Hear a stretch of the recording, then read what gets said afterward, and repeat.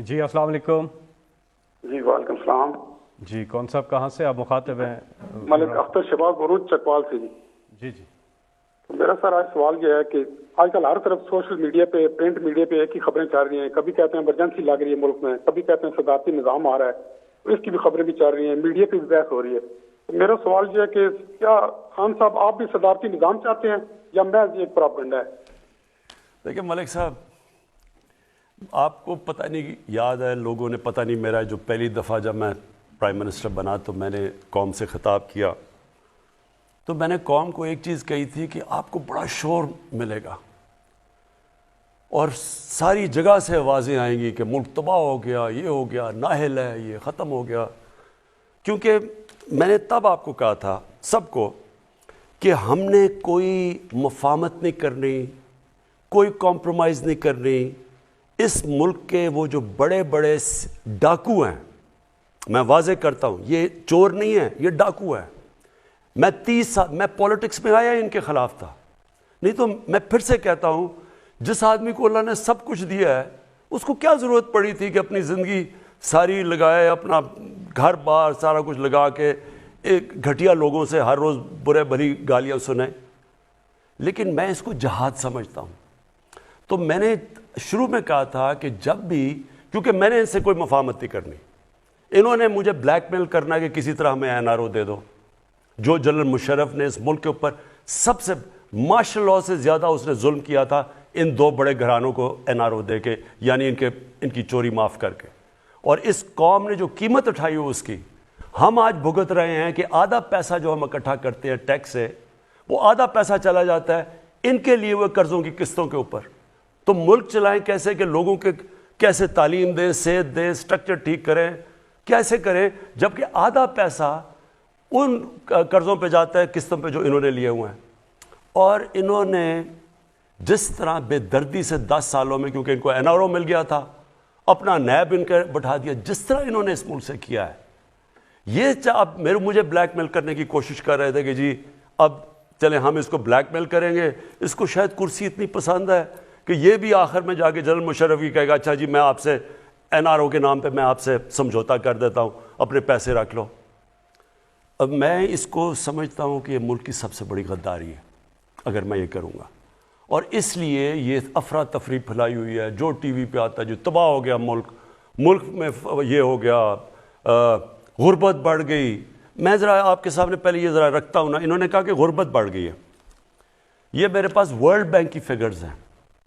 یہ چلیں ہم تو کہیں گے تو لوگ کہیں گے یہ ٹھیک نہیں, ورلڈ بینک تو ہمارے سے نہیں آرڈرز لیتا نا.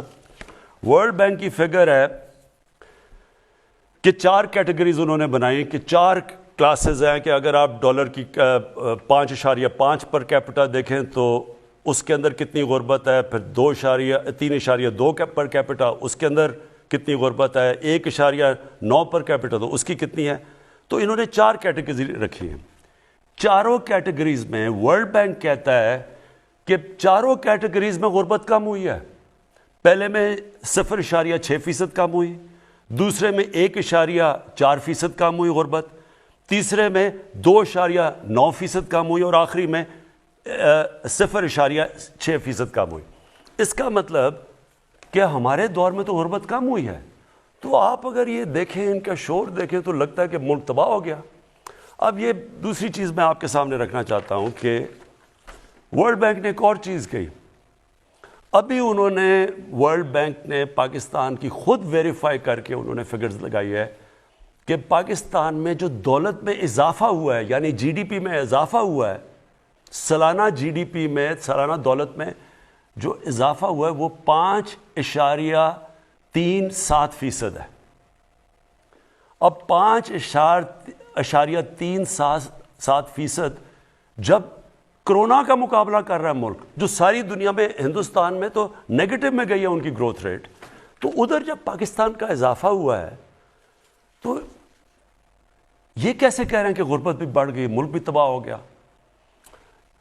ایک اکانومسٹ کی آ گئی ہے کہ جو ٹاپ 3 ملک ہیں جس نے سب سے بہترین طریقے سے, یعنی اہلیت تھی اتنے بڑے کرائسس کا مقابلہ کرنے کے لیے, اور دوسری طرف ورلڈ بینک کہہ رہا ہے کہ یہ 5.37% ہماری اکانومی بڑھی ہے, تو میں آپ سوال پوچھتا ہوں کہ یہ کدھر سے تباہی آ گئی؟ میں خود تسلیم کرتا ہوں کہ دنیا کے اندر مہنگائی آئی اور کئی طبقے، تنخواہ دار طبقے کے اوپر مشکل وقت ہے، ساری دنیا میں مشکل وقت ہے. لیکن مجھے یہ بتائیں کہ آپ اگر شام کو ٹی وی دیکھیں اور جو ان کی باتیں سنیں، وہ دو آ جاتے ہیں، ایک بیچارہ تحریک انصاف کا معصوم بیٹھ جاتا ہے، وہاں باقی اینکر بھی مل جاتا ہے، وہ دو ان کے ساتھ جو دوسرے ہوتے ہیں، ملک مارا گیا، تباہ ہو گیا، یہ ہو گیا. تو یہ کیسے بتاتے ہیں اگر تباہ ہو گیا تو 5.37% ملک کی اکانومی بڑی کیسے ہے؟ اور میں آپ کو بتاتا ہوں بڑی کیسے ہے. اگر آپ، اور میں یہ بھی چاہتا ہوں، میں اپنے صحافیوں سے چاہتا ہوں کہ دیکھیں اتنی مایوسی کئی دفعہ پھیلا دیتے ہیں کہ وہ لوگ بیچارے سمجھتے ہیں کہ یہ تو ملک آج گیا تو کل گیا. یہ ملک اس وقت دنیا میں مثال دی جا رہی ہے جو سب سے بہتر نکلا ہے کرونا سے. اور یہ آپ ذرا سنیں کدھر کدھر فائدہ ہوا ہے ہم نے پالیسیز بنائی. سب سے پہلے کنسٹرکشن، پاکستان کی کنسٹرکشن انڈسٹری کے اندر جو بوم آئی ہوئی ہے وہ میں آپ کو بتاؤں.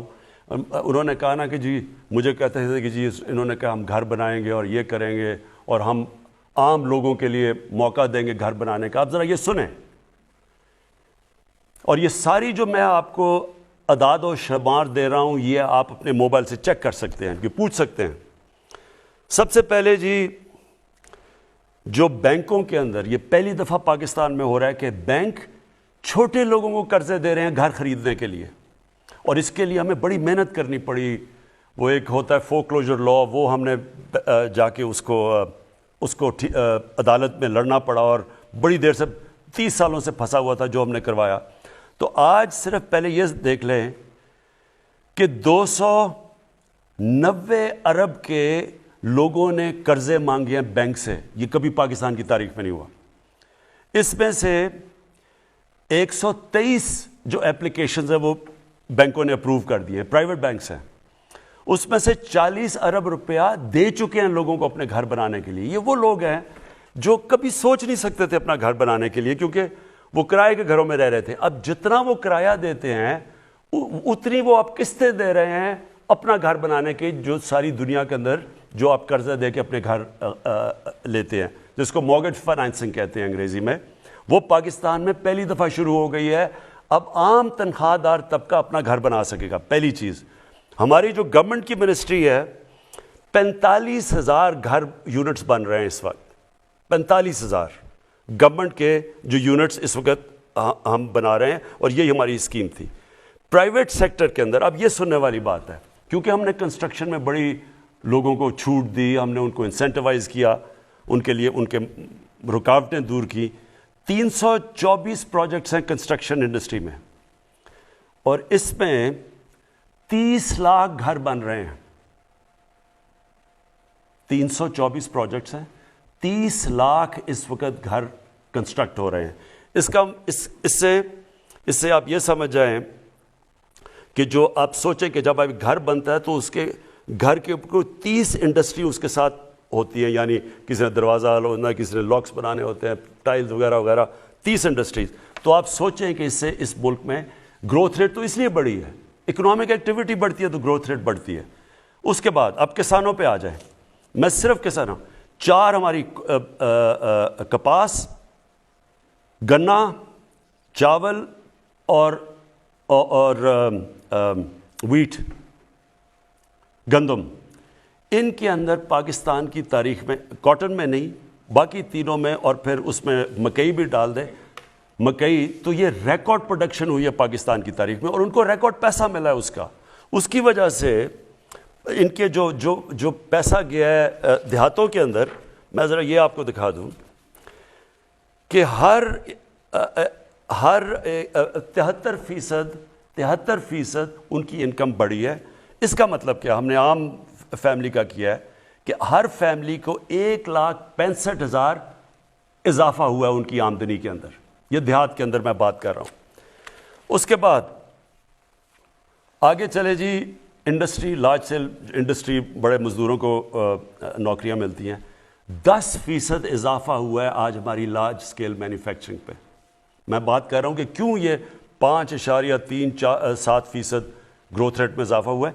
ہماری لارج اسکیل مینوفیکچرنگ میں 10% گروتھ ہوئی ہے، دیر کے بعد ہوئی ہے۔ گاڑیوں کی پروڈکشن ریکارڈ کے اوپر، ٹریکٹرز 15% بڑھے ہیں، موٹر سائیکل ریکارڈ سیلز ہوئی ہیں۔ پیسہ آیا تو یہ ہو رہا ہے نا۔ اگر اتنے برے حالات ہوتے، غربت بڑی ہوتی، تو یہ کدھر سے سیلز ہو رہی ہیں؟ پاکستان کی ٹیکس کلیکشن تاریخ میں کبھی اتنا ٹیکس اکٹھا نہیں ہوا۔ 6000 ارب انشاءاللہ ہم ٹیکس اکٹھا کریں گے، اور میں آپ کو انشاءاللہ میں نے وعدہ کیا تھا کہ ہم 8000 ارب روپیہ پاکستان سے میں ٹیکس اکٹھا کروں گا انشاءاللہ۔ اس سے بھی آگے جائے گا، جو اب ہم جو آٹومیشن لے کے آ رہے ہیں، ٹیکنالوجی لے کے آ رہے ہیں، ٹیکس بیس بڑھا رہے ہیں۔ اچھا، پھر کارپوریٹ سیکٹر آ جائیں، جو بڑی بڑی بزنسز ہیں، ان کی پروفیٹیبلٹی جو میں نے کہا کہ ان کو میں آپ کہوں گا کہ آپ مزدوروں کی تنخواہ بڑھائیں، انہوں نے 930 ارب روپے کا فائدہ ہوا ہے، انہوں نے یہ 2021 کے سال میں ان کی پروفٹ بڑھے ہیں، ان کی پروفٹس میں اضافہ ہوا ہے۔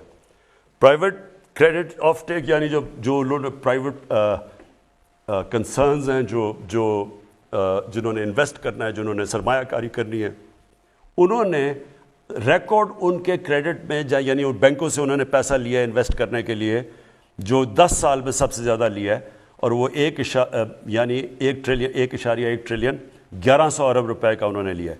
ہمارا آئی ٹی سیکٹر جو فیوچر ہے وہ آئی ٹی کی ہے، اور پہلی دفعہ ہم نے انسینٹیوز دیا آئی ٹی سیکٹر کو، ان کی 2 ارب سے 3.5 ارب ڈالر کی ایکسپورٹس بڑھی ہیں، حالانکہ یہ کچھ نہیں ہے، 47% انکریز ہوئی ہے، لیکن جو ہم اب ان کی مدد کر رہے ہیں، انسینٹیوز دے رہے ہیں، فیوچر یہ انشاءاللہ یہ سب سے تیزی سے بڑھے گا۔ ایکسپورٹس ہماری ریکارڈ ایکسپورٹس ہوئی ہیں، ہماری اس وقت 31 ارب ڈالر کی ایکسپورٹس ہیں جو ریکارڈ ہے۔ میں سمجھتا ہوں یہ بہت کم ہے، لیکن ہم پورا زور لگا رہے ہیں، کیونکہ ملک تو تب ترقی کرے گا جب ایکسپورٹس بڑھیں گی، اس کے اوپر پورا زور لگایا ہوا ہے۔ اور ریمیٹنسز جو بیرون ملک پاکستانی، انہوں نے سب سے زیادہ پیسہ بینکوں کے تھرو اس بار ہی بھیجا، 30 ارب سے زیادہ، 30 ارب ڈالر سے زیادہ۔ اس کی وجہ سے ہماری جو میں آپ کو کہہ رہا ہوں کہ ملک کے اندر یہ جو گروتھ ریٹ جو ہم کہہ رہے ہیں کہ یہ سارے پہلے تو کہتے ہیں اتنا برا حال ہے، اب ایک دم جب پتہ چلا کہ 5.37 ارب کی گروتھ ریٹ ہوئی ہے، اکانومی بڑھ رہی ہے، تو اب وہ خود ہی ان کو سمجھ نہیں آ رہی کہ اس کا کیا جواب ہے، تو اس کے کوئی بہانے مار رہے ہیں۔ میری پھر سے اپنی میڈیا سے، لوگوں سے میری آپ سے ریکویسٹ ہے کہ دیکھیں، تنقید بہت ضروری ہوتی ہے ایک ملک کے لیے، اور میں پھر سے کہتا ہوں، میں 50 سال سے میں تو پبلک آیا میں ہوں، میں تو تنقید سنتا آیا ہوں، اور تنقید کو ایک اچھی چیز ہوتی ہے، لیکن ایک پروپیگنڈا ہوتا ہے، ایک فیک نیوز ہوتا ہے، جو جان کے فیک نیوز کے ذریعے ایک ملک میں یہ جو مایوسی پھیلائی جا رہی ہے، جی تباہ ہو گئے، مارے گئے، جی ملک ختم ہو گیا، یہ وہ لوگ ہیں جو مافیاز ہیں۔ میں پھر سے اپنی قوم کو بتانا چاہتا ہوں، ہمارا مقابلہ مافیاز سے ہے، یہ عام لوگ نہیں ہیں، یہ پولیٹیشنز نہیں ہیں، یہ مافیاز ہیں، جن کا صرف ایک مقصد ہے کہ کسی طرح یہ گورنمنٹ اس لیے گرے کہ کیونکہ ان کی وہ جو کھانا پینا، جو روزی لگی ہوئی تھی، جو حلوے کھا رہے تھے، جو باہر ان کی اپارٹمنٹس تھیں، یہ اس کے اوپر ٹانگ نہ آ جائے، کہیں ان کا احتساب نہ ہو جائے۔ اور یہ بیٹھ کے، اور اس کے اندر میڈیا میں لوگ بیٹھے ہوئے ہیں، افسوس سے کہنا پڑتا ہے کہ وہ ان کے ساتھ مل کے مسلسل مایوسی پھیلا رہے ہیں۔ تو ان سے میں آج یہ پوچھتا ہوں کہ اس کا کیا جواب ہے، کہ آپ نے تو جس طرح کی مایوسی پھیلائی ہے، بتائیں کہ یہ گروتھ ریٹ 5.37% کی کیسے ہوئی ہے؟ اور یہ ہم نہیں کہہ رہے، یہ ورلڈ بینک کہہ رہا ہے۔ یہ جو ساری میں نے سیکٹرز کے اندر گروتھ ہو رہی ہے، یہ بڑھ رہے ہیں، یہ کیسے ہو رہا ہے؟ اگر یہ اتنے برے حالات تھے تو یہاں تو آج بینکرپٹ ہونا چاہیے تھا لوگوں کو، اس وقت تو لوگوں بے روزگاری بڑھنی چاہیے تھی، روزگار بھی بڑھ رہا ہے، غربت بھی کم ہو رہی ہے، ملک کی دولت میں بھی اضافہ ہو رہا ہے، ٹیکس کلیکشن بھی بڑھ رہی ہے، ایکسپورٹس بھی بڑھ رہی ہیں، تو یہ مایوسی کس چیز کی ہے؟ اور پھر بلومبرگ ایک میگزین ہے جو کہ پھر سے میں کہتا ہوں ساری دنیا میں اکانومیز کو، ہر ملک کی اکانومی کے اوپر تبصرہ کرتی ہے، وہ کہہ رہی ہے کہ پاکستان کی جو اب اکانومی ہے وہ سسٹینیبل راستے پہ چلی گئی، اور آگے انہوں نے پریڈکٹ کیا ہے کہ ملک صحیح طرف آگے جا رہا ہے، ہم تو نہیں کہہ رہے۔ تو میں اس لیے اپنے لوگوں سے ریکویسٹ کروں گا کہ بیلنس کریں، تنقید تو اچھی ہوتی ہے، لیکن ساتھ ساتھ یہ بھی تو بتائیں، اس کا بھی تو بتائیں کہ یہ جو ملک میں فائدے ہو رہے ہیں۔